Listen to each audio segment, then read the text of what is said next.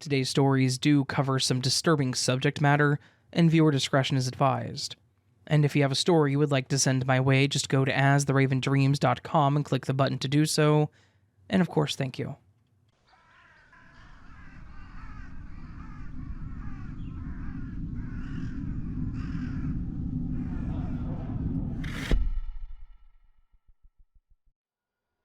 I have a story about a situation that happened when I was on a field trip way back in elementary school.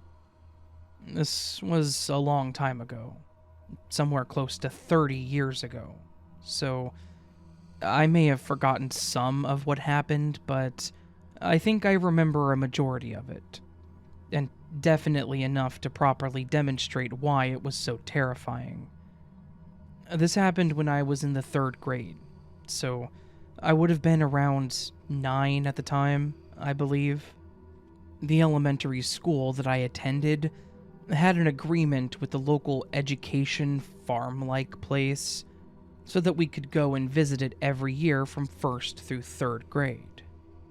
I say farm-like because it wasn't set up to be an actual farm, but at the same time it was.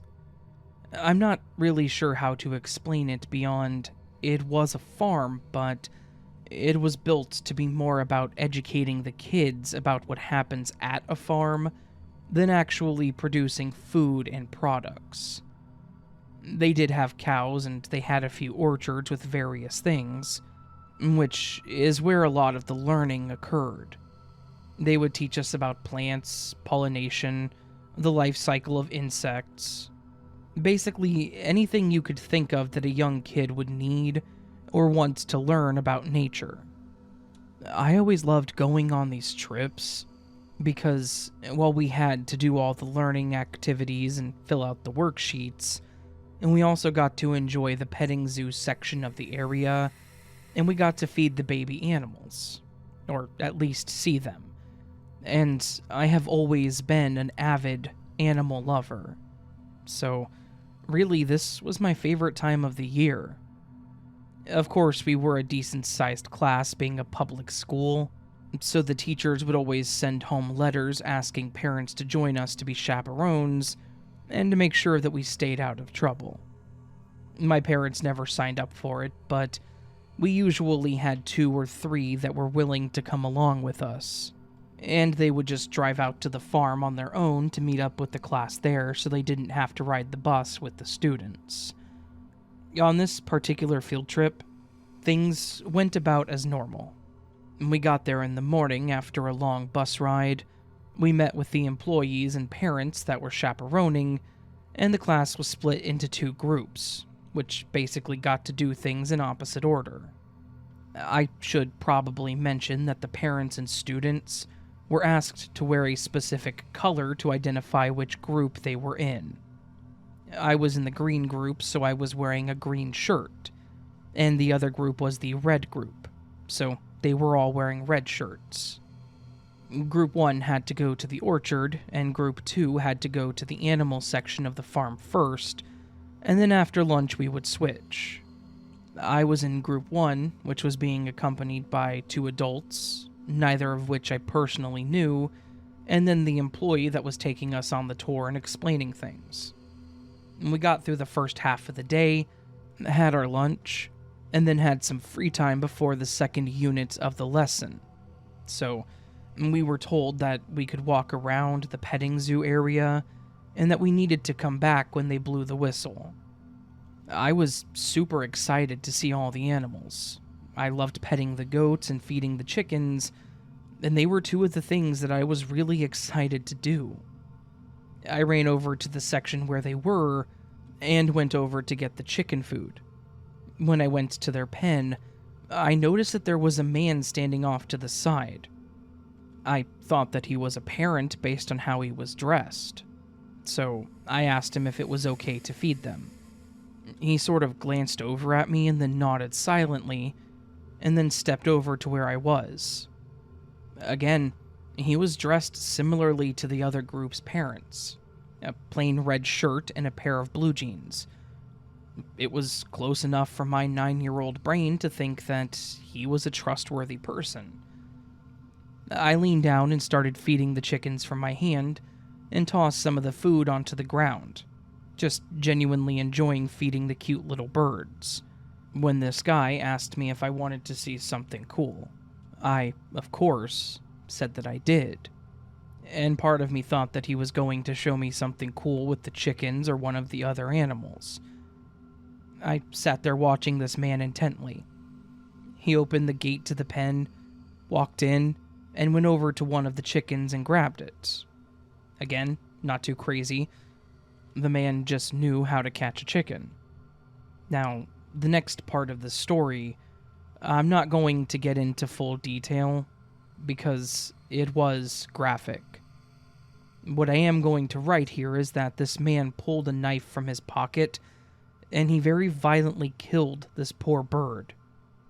I just kind of sat there in absolute shock watching this man do what he was doing until it finally clicked in my head that what was happening was a horrifying thing. I think it was the time between shock and realization.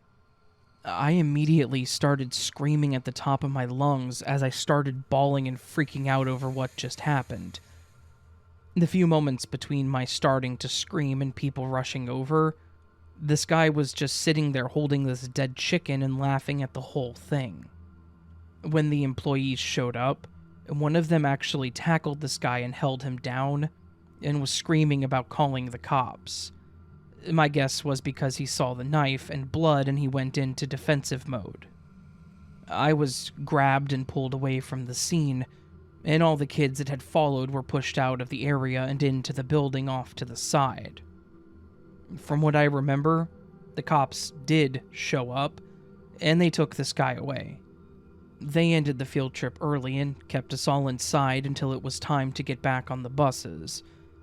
They sent a notice home with the parents about what happened, and mentioned that the farm was going to increase security protocols and employees and all that. And also mentioned that there would be no time where any students would be left unattended from there on. Unfortunately, this was one of those events that got seared into my brain and became a core memory. I remember the entire event, and I really wish it was one of those things that I could just forget. Unfortunately, I'm pretty sure that it's never going to go away.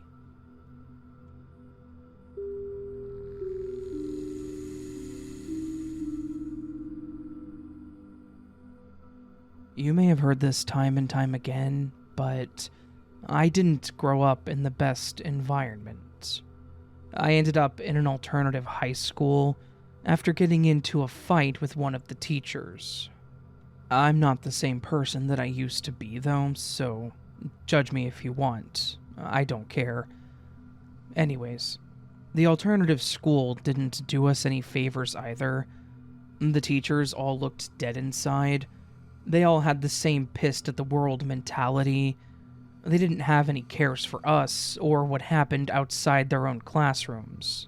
And they barely cared what occurred in them. If you didn't turn in work on time, then it sucked to be you. There were never grace periods or teachers willing to work with you.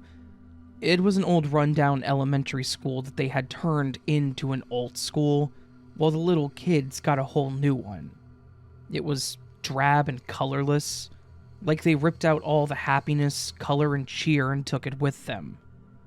I was definitely one that would occasionally skip classes, too. My home life wasn't any better. I never knew my dad, and my mom was hardly ever home. If she was so blitzed out of her mind that she could hardly remember my name. The only thing I cared about, or that kept me going, was my little sister, Shayla. She was probably around 6 at the time, and I did everything for her. I was often left alone with her to bathe, feed, and change her when she was younger. Shayla's grandma, we had different dads, would watch her sometimes during the day, but then would drop her off around the time I got home from school. I would ask her where my mom was, and she never knew either, but would still leave us at home. So, it was really just Shayla and I growing up for the most part. However, there was one other person that I did start to grow close to. That was Miss Grace. That was her first name, and she told us that we could call her by that to be more personal and less of an authority figure. Grace was completely different from any other teacher. She was bright, happy, and compassionate. She was never not smiling while in school. She greeted students in the hallway as they entered her class and as they left. She was always willing to help or explain the curriculum further if someone didn't understand. She was the math teacher, but she would also help kids with other topics if they came to her, such as language or history classes. She was by far easier to approach than the others as well.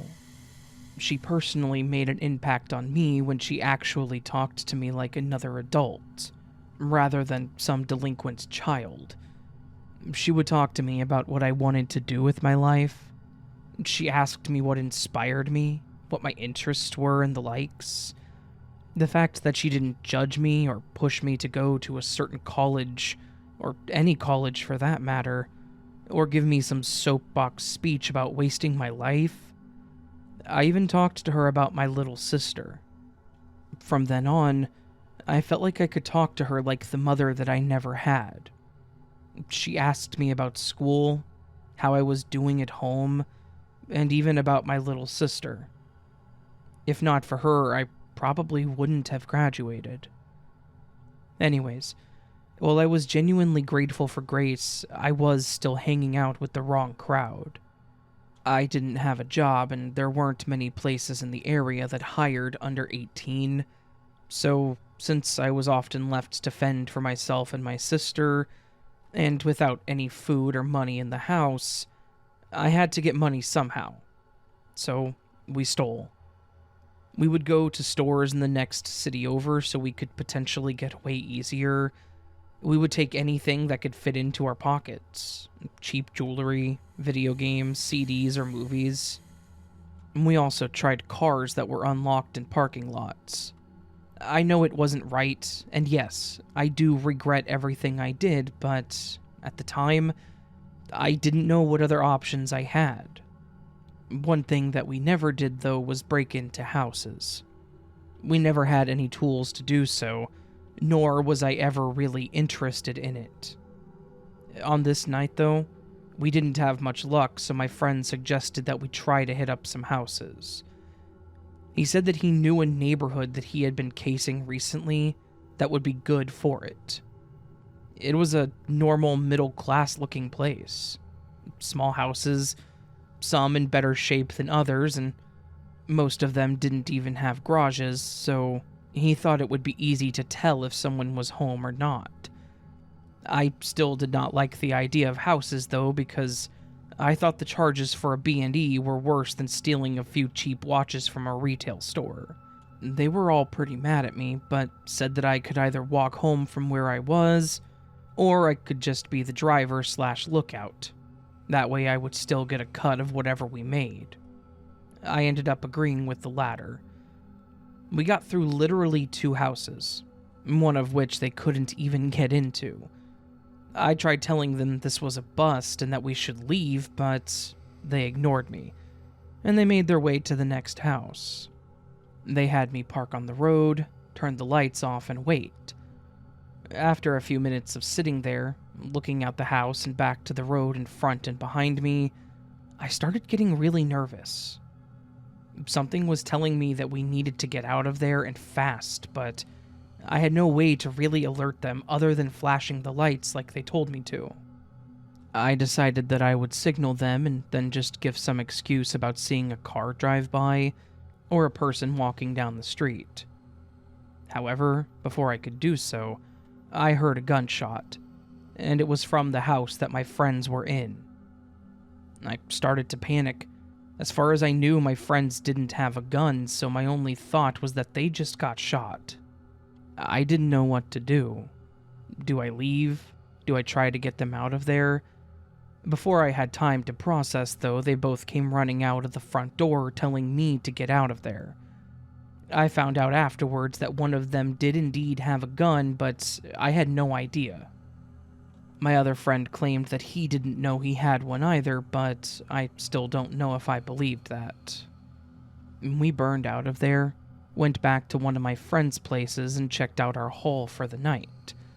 I know it might sound stupid, but even though I'd gotten into fights, guns were never my thing. I cut contact with one guy because he was chilling at my place and brought one, knowing that my little sister was there. I went off on him and nearly threw him out the door, so the thought that we may have hurt, if not killed someone, scared the hell out of me. My friend said that he heard something which made him fire, but claimed that he didn't see anybody. My other friend said that he wasn't in the room when he heard the shots, so he couldn't confirm. I didn't really believe them. We had never done this before, so why would you immediately fire instead of trying to leave first?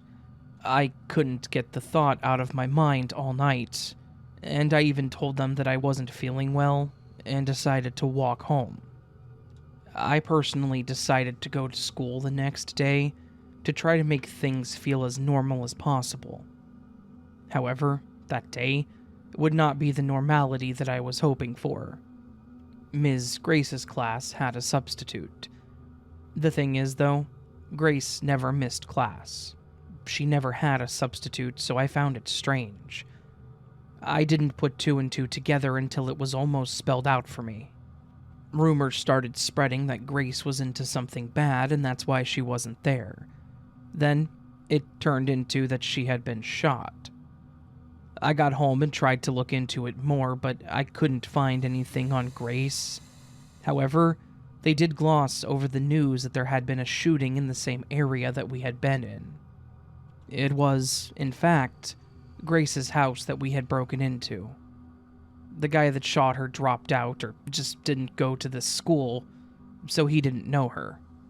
The other guy did, but didn't have her as a teacher, so I don't know if he really didn't see her or the shot, or what happened. And I never will. The news was agonizing to me, knowing that I was part of the reason that she was hurt. Someone that cared about me. Thankfully, she did survive. And in fact, she came back probably sooner than any other teacher would have.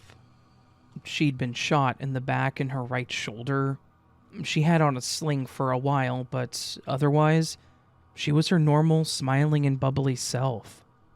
This added to the grief and guilt that I had.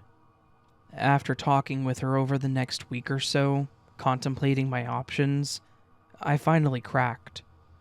I didn't want to go to the police, being that my friends would find out, and I would have a label slapped on my forehead. So, I asked to speak to Grace after school, posing it as help with homework. I had never cried in front of someone before, but Grace was the first person to see it. I broke down and told her everything that happened, and I apologized until I didn't have a voice. The only thing this woman did was grab my hand, smiled, and forgave me. She shared with me a quote that was something like, "When you forgive, you don't change the past, but you can change the future." I've held on to that since then because not only did she say it, but she showed it. I asked her if I should go to the police, and also asked her if she wanted their names, and she told me that was up to me to decide. I thought it was over, but before I could make a decision, apparently my friend that had shot her had been arrested, as he was bragging about it to others. I also came forward with my side of the story, but Grace didn't press charges on any of us. The shooter had prior charges, so he was looking at time, but was also shortened and given probation due to Grace speaking to the judge to give them leniency. Me and my other friend had community service, which was deserved, in my opinion. This event definitely changed my life. She could have gone to the police and told them everything, getting us the worst possible sentences for our age, possibly ruining our last chance at a normal life, but she didn't. She forgave us. I know this may not have been too scary for some, but Being that I was 17 at the time and having crippling guilt that I may have been the cause of someone's death, it was overbearing. I wouldn't wish that on my enemies. And also knowing that something like that could happen to someone close to you, someone that means so much to you, was enough to make me realize that life is fragile. I was wasting my life, and if I didn't make a change, I could end up dead, or even put Shayla's life in danger. So, please, if you take anything from this, it's to not do what I did. Make something of yourself, or at least make it to where you've made a difference in the world, or someone else's. Be someone's grace.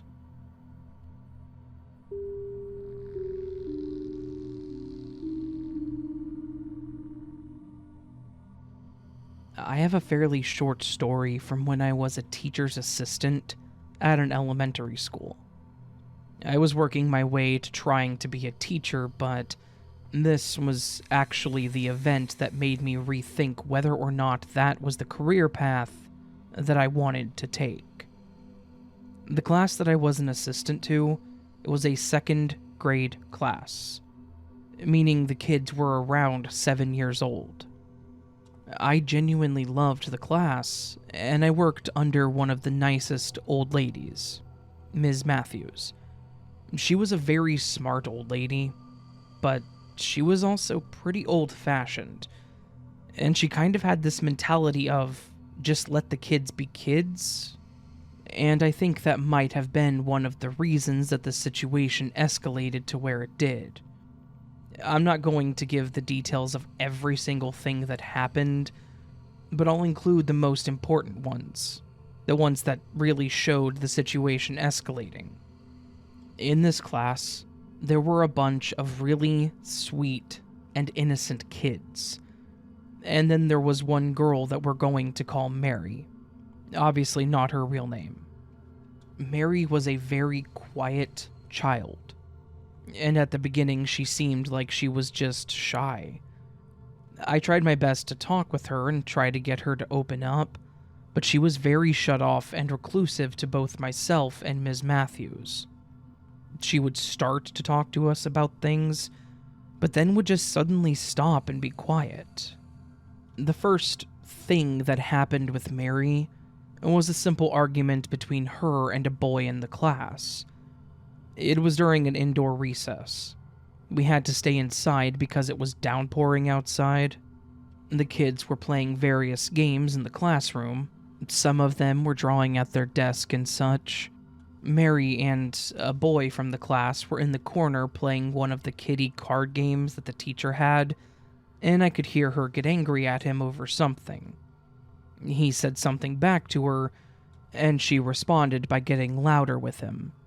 And after a few minutes, she stood up and shouted at him.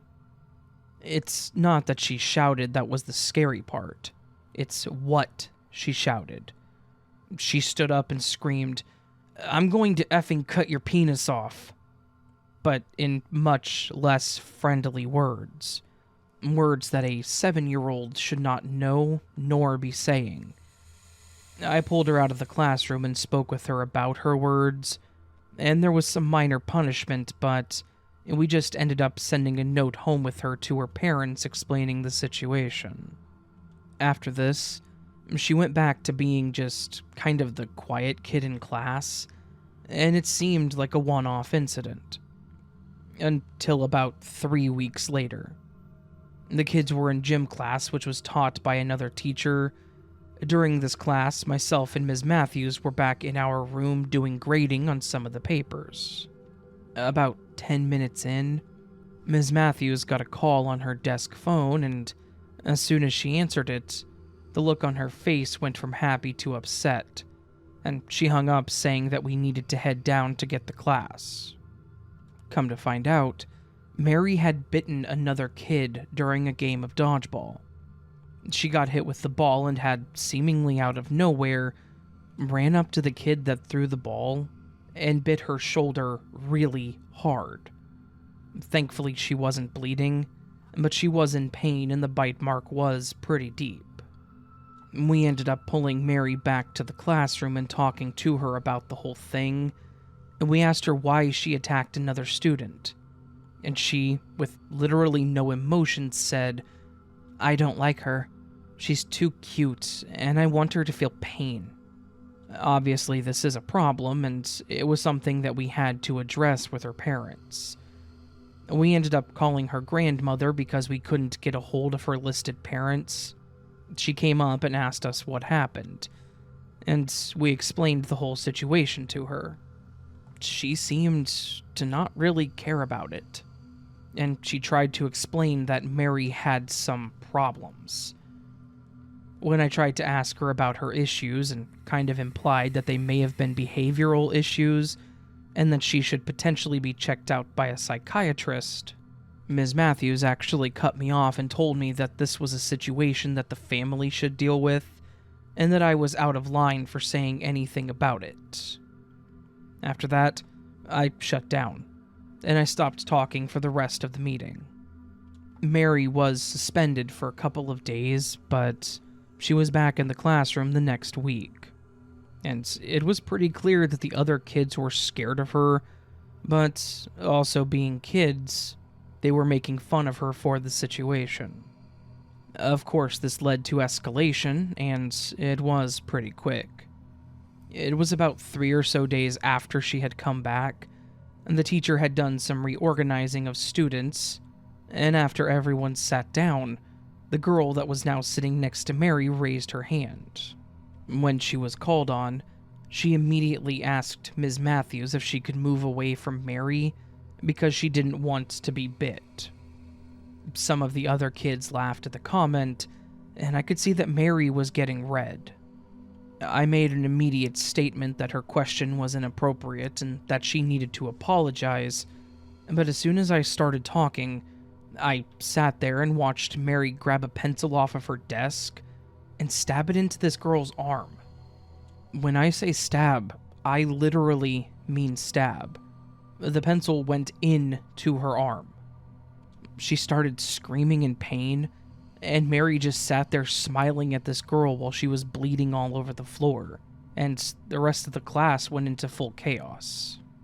Ms. Matthews called down to the principal's office, and they ended up calling 911 for the girl while I tried to stop it from bleeding and tried to keep the other kids calm.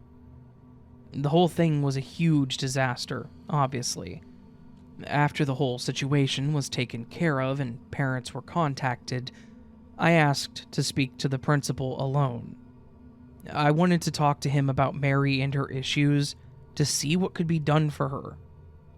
Come to find out, except the one incident where she had been suspended for 2 days, nothing else had been documented nor mentioned to the principal, and he thought that that was just an isolated and random incident. I told him about how I had mentioned that she had behavioral issues and that I was shut down, and he just said that that shouldn't have happened. But that was pretty much it.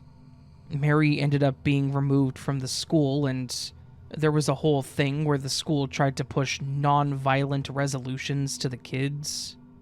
It was a great idea, but implemented way too late. I seriously hate that no one tried to do anything to help Mary, that she ended up going the wrong way, and I really do think that it had something to do with her home life, but I have no way to prove that. In the end, I put in my resignation and I left the district, and it really did make me want to not work in education. I sincerely hope that Mary did find help, that someone took the time to listen to her, to figure out what her issues were, and did everything they could to assist her. She seemed like she was such a sweet girl, but something was definitely wrong with her.